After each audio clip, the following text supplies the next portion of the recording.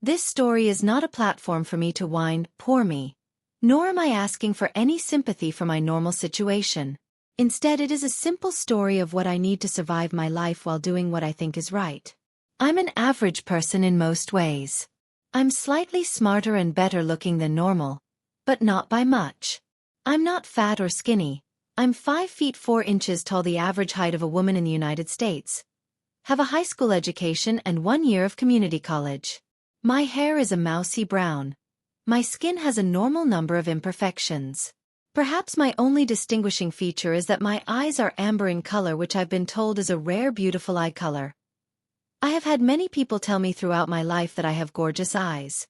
Fortunately, my parents didn't name me Amber. They named me Evelyn Sheraton, and my married surname is Brighton. I probably had a normal lower-middle-class life growing up. I married my husband Bill in 2014 when I was 20 and he was 22. He was a soldier who was stateside, and we had hoped that he wouldn't be sent to Afghanistan. Since we both wanted kids, we had a little daughter, Bridget, in 2016. Her birth started to make big life changes for me. Bridget was born with severe hyperactivity disorder. Calling her a handful to raise is the understatement of the decade. She can sap your energy, drive you nuts, and wreak havoc all at the same time.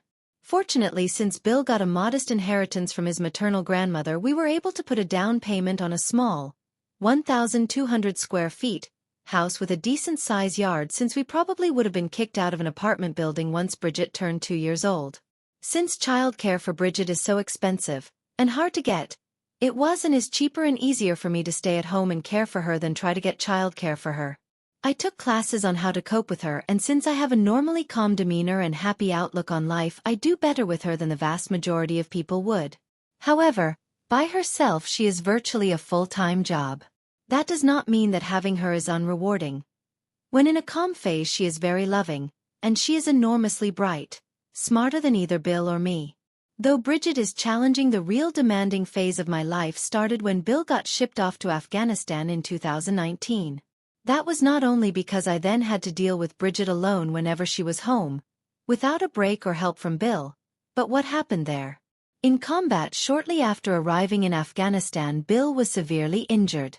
Bill returned to the U.S. a broken man. Not just his body, but his spirit. He must use a wheelchair, cannot do many basic things for himself, and has lost not only his ability to perform sexually but the desire. He also has PTSD in spades. Shortly after Bill came back, and fortunately after he was able to escape the most severe symptoms of depression, my father had a stroke.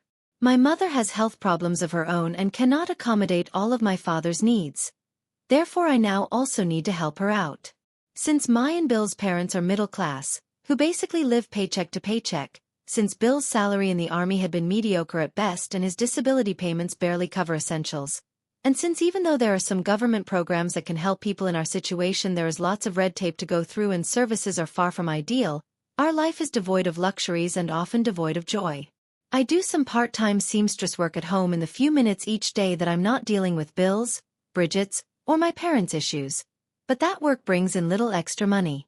I really only continue to pursue it because it provides a short time of calm in my otherwise frenzied life devoted to helping other people.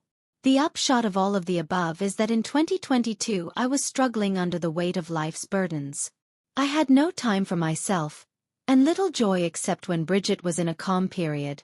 I did have emotional satisfaction since I felt, and was told by those in a position to know, that I was doing a good job in taking care of a hyperactive child, a severely physically and emotionally handicapped husband, and compromised parents with no economic safety net. One thing that was a positive was that I was physically stronger than at any other time in my life. I didn't need to go to a gym to get strong because taking care of the people I did, as well as our small house, required significant physical strength. I didn't really recognize it until several people at the VA hospital and other facilities where I often take Bill, teachers at the specialized school where I take Bridget a few hours most days, and even my parents' neighbors said, "Wow, Evelyn, you're really ripped."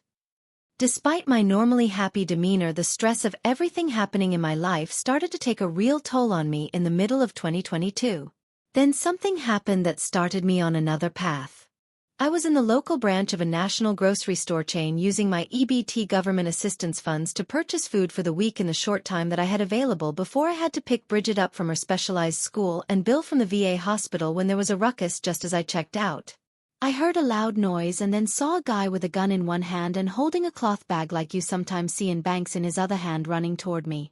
I should have realized that he was just trying to escape out the main exit which was behind me and not actually running at me. But I panicked and thought that for some reason he was coming after me. My instinct was to push my grocery cart into him to ward him off, so that's what I did, with all of my might. Apparently I was stronger than I thought because the force of my cart hitting him in the legs as he ran by knocked him flying into the air. It looked almost like in slow motion he went airborne, twisted in the air, and landed against a storefront windowsill on his head. Maybe it's because when I occasionally get to watch TV I tune into cop shows. When the miscreant was moaning on the tile floor with his gun lying only about a foot from him, I kicked it a good 15 feet away. When he started to groggily get up, I took a can of tomato sauce from my now turned over cart and hit him on the head with it, knocking him out. Chaos ensued. Many people were running away, some employees were coming to the area, some sort of noise-making device was wailing in the store, and within seconds remote sirens outside the store could be heard. The cops and EMTs arrived quickly, and they and store employees started to sort out the chaos. With my cart overturned, my groceries were scattered about, many now unusable, and I knew that there was no way to pay to replace them. That and stress from knowing that I'd be late to pick up Bill and Bridget got the best of me, and for the first time in years, I'm not one to engage in self-pity, I started to cry. Several people, including the cashier I had just purchased my groceries from, came to me, got out a folding chair, and remote from the unconscious miscreant had me sit down. At the time I didn't know who all the people were, but one man in particular was very helpful, and when I told him about my need to pick up Bridget and Bill, he sprang into action. Minutes after my tearful tale to the helpful guy, a police detective talked to me and took down the information about who Bridget was, where she was, and what needed to be done. She promised to take care of the matter. After I talked to the police detective, the helpful man arrived with a couple of store employees who had apparently already talked to the police. They got the information about Bill, and they were dispatched to either pick him up or make sure that he could comfortably stay at the VA facility until I could get to him.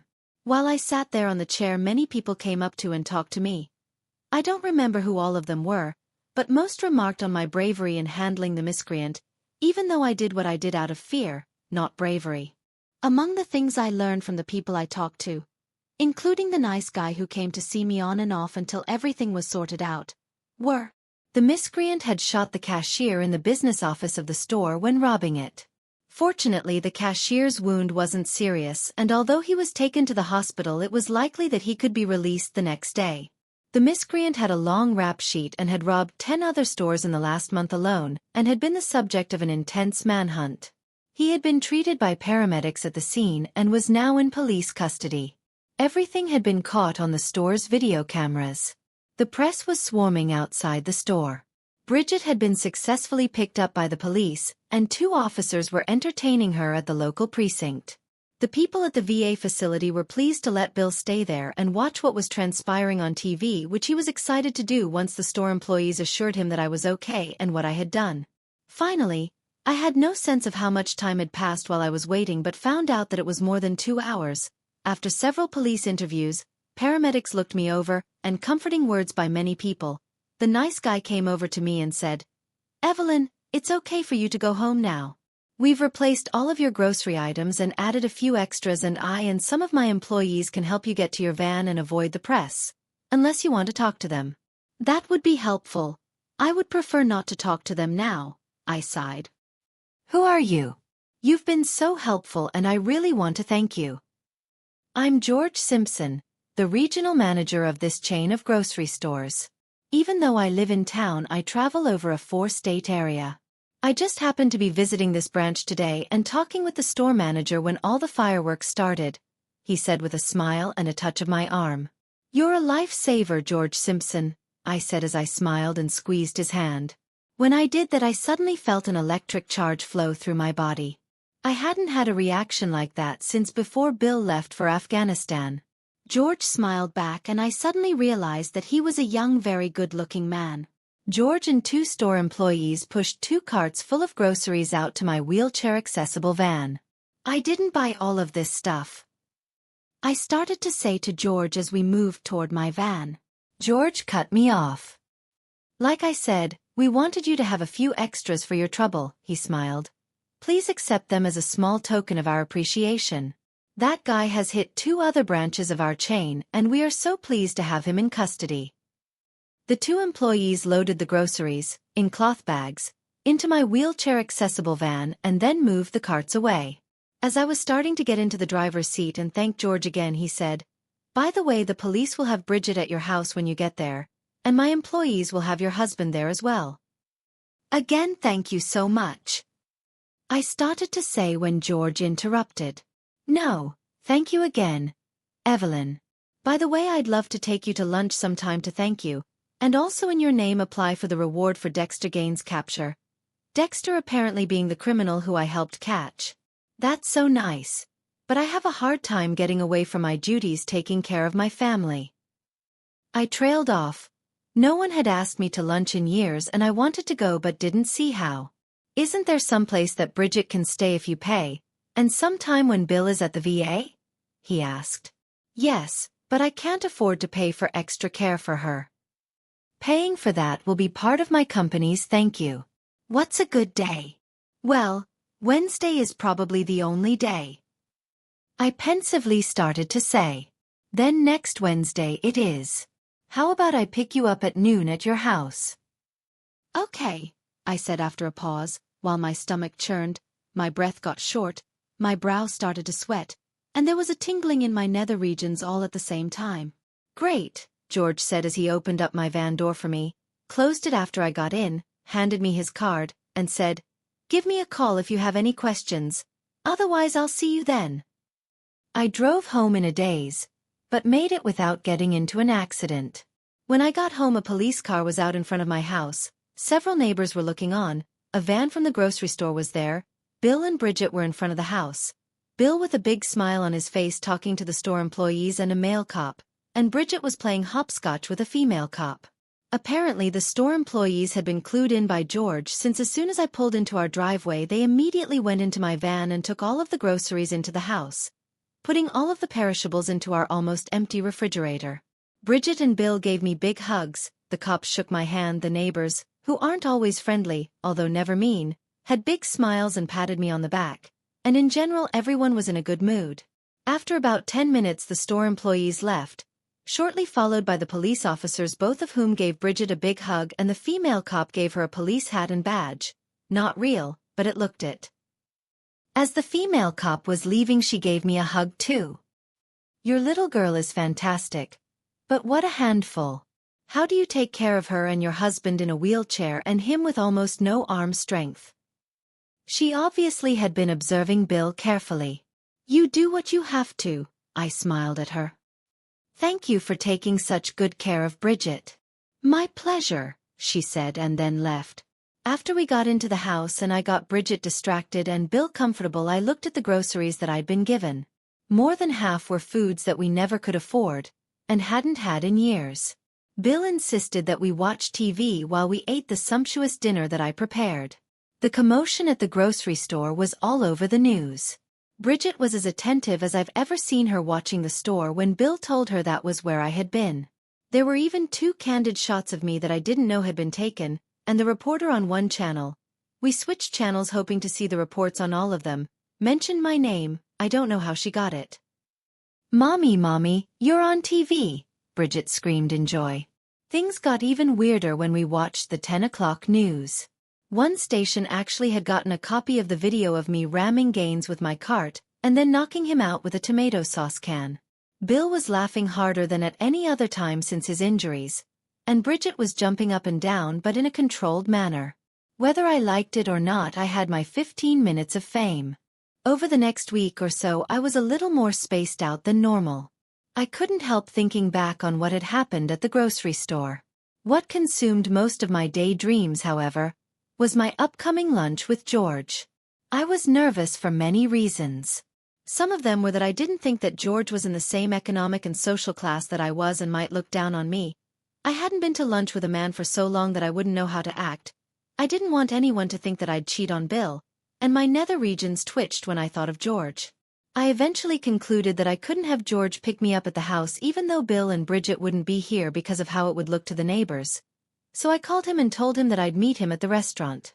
"Where would you like to go?" he asked. "Anywhere is fine with me, you just tell me where," I replied. "Okay, then Maison Rouge at noon. I'll get a reservation." "Where is it?" I inquired. 801 Lafayette Plaza, a block from the courthouse," he replied with a hint of surprise in his voice that I didn't know where it was. "Please wear a dress," he politely continued. I'm one of apparently few people that can't afford internet service, so I couldn't look Maison Rouge up, but it sounded fancy. I hoped that I wouldn't embarrass myself or George. Shortly after I hung up with George, there was a knock on my door. I could tell by looking at the guy that he was a reporter. However, he had a much happier disposition and a nicer appearance than the other reporters I had discouraged, so I didn't dismiss him out of hand. "Hi, Evelyn. I'm Jerry Dirks from the Post newspaper. I know that you haven't given any interviews after the incident at the grocery store, but I was hoping that I could talk to you. I have an interesting take on your story that I'd like to explore." I only had a half hour before Bridget would be back, and I had hoped to do some sewing, and then I had to pick Bill up at a VA facility, but there was something about his demeanor that intrigued me. After a long pause I said, "Okay, come in, but once my daughter gets back in less than a half hour you'll need to leave." "Fine by me," he smiled and then entered. Jerry had obviously done his homework on me because he already knew a lot about me. The theme he wanted to follow in his story was how an ordinary person living under difficult circumstances could perform an act of bravery. I deflected his bravery characterization, but he came back on me with, "You know that Gaines ran past 14 other people, 8 of them males, before he got to you. You were the last person before he got away. You may not call what you did brave, but I beg to differ." I sighed, then said, "Look, Mr. Dirks." "Jerry, please," he interrupted me. "Look, Jerry, I'm not really one for publicity. I'm sorry, but I really don't want any notoriety. I'm a private person. I can't stop you from writing about me, but I won't cooperate. How about if my story, or chapter in a book I'm writing, is anonymous? I can follow the same theme without specifically identifying you, Evelyn." "Maybe." I sighed after thinking for a while. "Look, I know that you don't have much time now, but maybe I could treat you to lunch sometime and we could talk then." I was shocked. Having had no social engagements for years now, in the same week 2 good-looking guys, Jerry was almost as good-looking as George and younger than I am, wanted to take me to lunch. I didn't read anything sexual into it, although maybe my nether regions did in view of the twitches I felt there, but socialization was something I realized, after my interactions with George, that I really craved. I gave Jerry the same story as George and he came up with the same proposal, so I agreed to meet him Wednesday of the next week. As Jerry left, just as Bridget was coming up the walk from her only regular weekly play date, with 2 other hyperactive kids whose parents and I switched hosting once a week, Jerry said something that I wished he hadn't. "By the way, did you know that you have unique eyes?" While he used the word unique, his body language screamed that he really meant beautiful, which was embarrassing and made my nether regions twitch even more. He didn't wait for a response before turning and leaving, somehow getting Bridget to give him a high five as he left. On Wednesday I dropped Bill off at a VA facility for his weekly checkup and therapy session, and Bridget at her specialized school. I made sure that the school knew that I would be picking her up late, and would be paying their exorbitant, to me, late fees. I was nervous as I drove to Maison Rouge. The only parking I could find was in an expensive lot, but I had no choice. When I entered the restaurant I was even more nervous. It was as upscale as any place I had seen on TV, and 10 times more upscale than anything I had seen in real life. Even though I had my best dress on, it looked shabby in these surroundings. The only reason that I didn't flee is because George came in right after me, gave me an unexpected hug, and the maitre d' instantly recognized him, shook his hand, and immediately led us to our table. The meal did not go as I expected. When I looked at the menu and saw the prices I involuntarily gasped. An average entree cost as much as I spent for groceries for the three of us in a week. When George saw my reaction, he gently took the menu from me, chuckled, "They weren't supposed to give you one with prices on it," then called the maitre d' over. "Wrong menu, Andre," he said with a smile as he handed it to Andre. Andre was so apologetic I thought that he might shoot himself, but fortunately he didn't. He quickly returned with a menu that looked the same but without prices.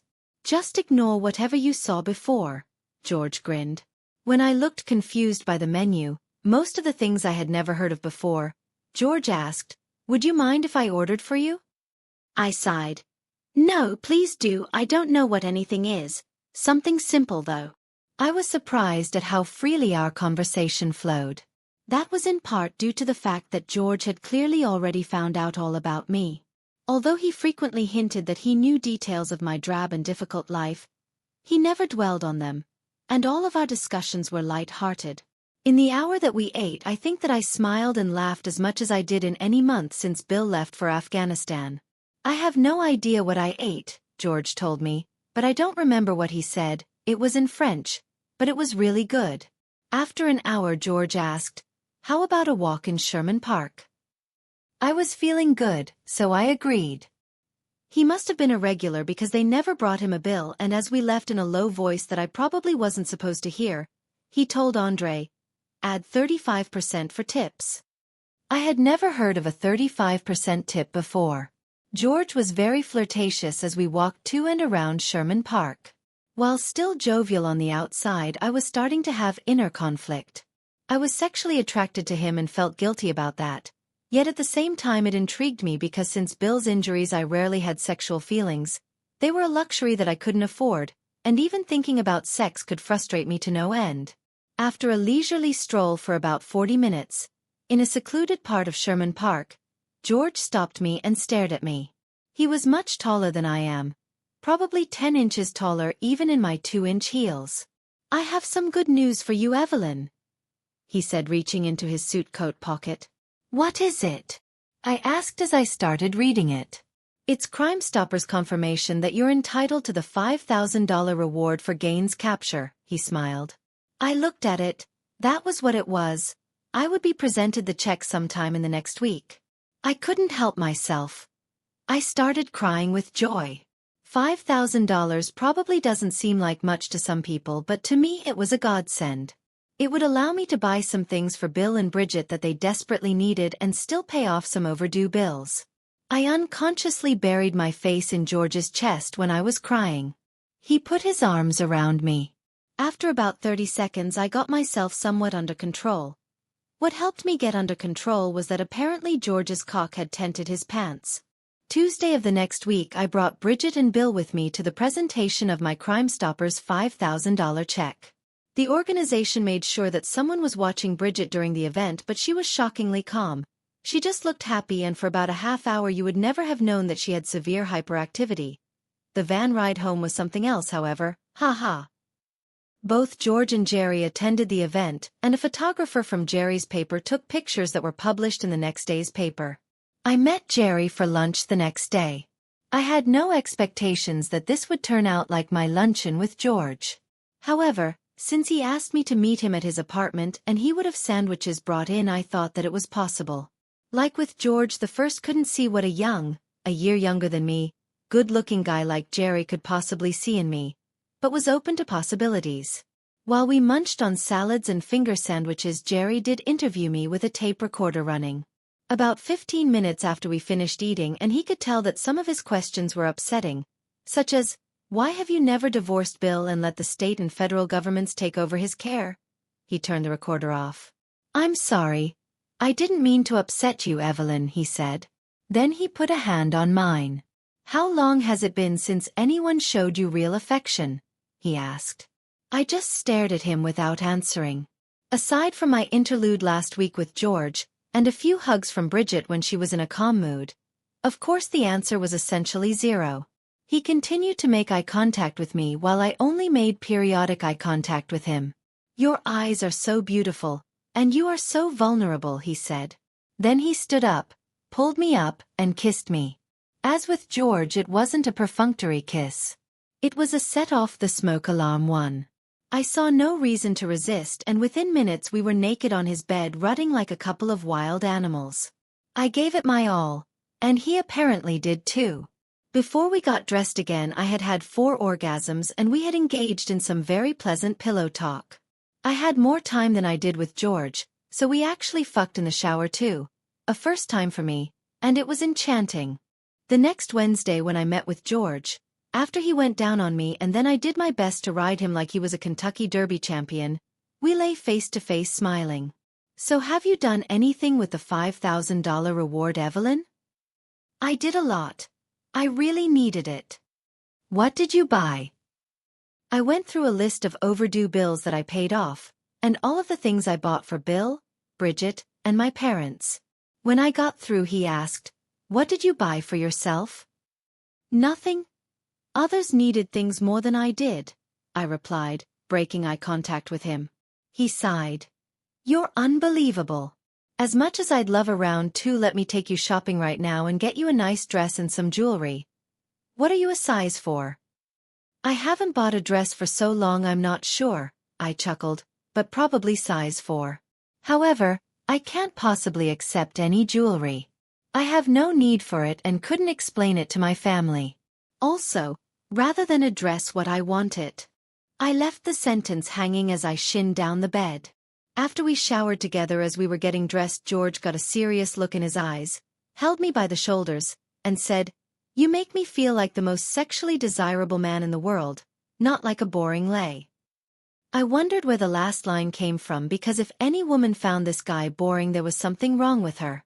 Then he continued, "You have no idea how much you've enriched my life." "It's you who have enriched mine," I mumbled in return, staring into his cobalt blue eyes. "For a few hours every other week I now have a great life, as fulfilling as any woman would want." After he gave me cash for parking and Bridget's late fees we passionately kissed. I left first, him 5 minutes later. Again after my interlude with George nothing could have fazed me.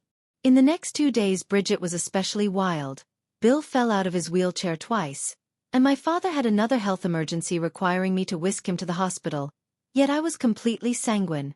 By Saturday things had settled down in my house when I got a big Amazon package. A card with it said that it was a gift from Crime Stoppers, but I knew better when I saw what was in it. 2 size 4 dresses that were normal day wear but very cheerful and beautiful, a pair of high-class 3 in heels size 8, exactly my size, and 2 other items which I didn't open up with Bill and Bridget looking on. I modeled the dresses and heels for Bill and Bridget. The other 2 items I opened in private, a pair of red, sheer, panties, and a matching bra. The bra was a C-cup, causing me to laugh to myself. George thinks that my tits are bigger than they really are. I wore the panties, bra, even though it didn't fit, one of the dresses, and the heels the next time that I met George. What I related immediately above occurred in 2022. Since then, up to the time that I write this in 2024, I have been seeing either George or Jerry on Wednesday virtually every week. The sex, especially with George, but also with Jerry, is fantastic and if anything gets better with time, and is never boring. Jerry is single and wants me to divorce Bill and marry him, but that will never happen. I will care for Bill until one of us expires. Jerry did write a book which has a chapter about me, not identifying me by name but anyone who knows me could probably figure it out. And his book reached as high as number 9 on the New York Times bestsellers list in the nonfiction category. I believe that George is married but we never talk about his personal life. From what I have been able to sense, like I said, we've never actually talked about it. He and his wife do not have a good sexual relationship, but his eyes light up like a Christmas tree whenever he sees me. I did find out by accident that not only is George, the same age as me, the regional manager for the national grocery chain he works for, but his family is the largest stockholder in the company. His father is CEO, and his older sister is the corporate board secretary.